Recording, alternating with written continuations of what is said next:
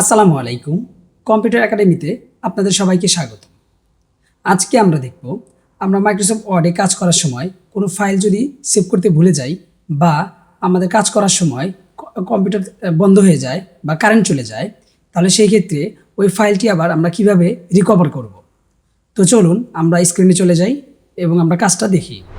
চলুন আমরা কম্পিউটার স্ক্রিনে যাই, তারপরে আমাদের মাইক্রোসফট ওয়ার্ডটি ওপেন করে নিলাম, ব্ল্যাঙ্ক ডকুমেন্ট নিলাম। নেওয়ার পরে ধরুন আমাদের এই টেক্সটগুলো আমাদের কম্পিউটারে আমরা লিখলাম।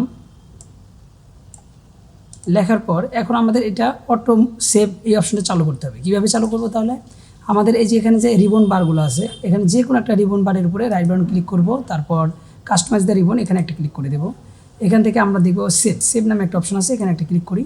তো এখানে দেখেন save auto recovery information every, এখানে অনেকের কম্পিউটার ডিফল্টভাবে 10 মিনিট দেওয়া থাকতে পারে, তো আমরা এখানে 1 মিনিট করে দেব, এক লিখবো এবং অবশ্যই এখানে টিক মার্কটা থাকতে হবে। তারপরে অটো রিকভার ফাইল লোকেশন এটা যেরকম আছে ওরকমই থাকুক, তারপরে আমরা ওকে করে দেব।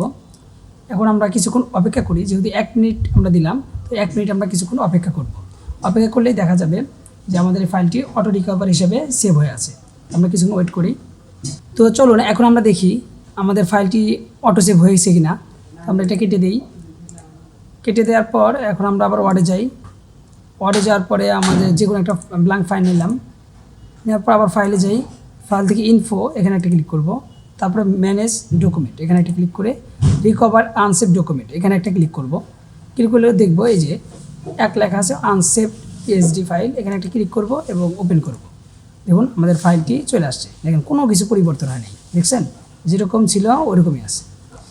তো এইভাবে হচ্ছে আমরা আমাদের মাইক্রোসফট ওয়ার্ডে অটো সেভ মোডটা চালু করে রাখলে আমাদের ফাইলগুলো এরকম অটো সেভ হয়ে থাকবে।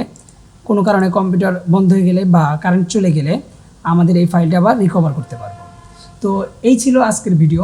আপনাদের ভিডিওটি ভালো লাগলে বেশি বেশি এই ভিডিওটি শেয়ার করে দিন এবং আমাদের পেজটি ফলো করুন আর আমাদের ইউটিউব চ্যানেলটি সাবস্ক্রাইব করুন।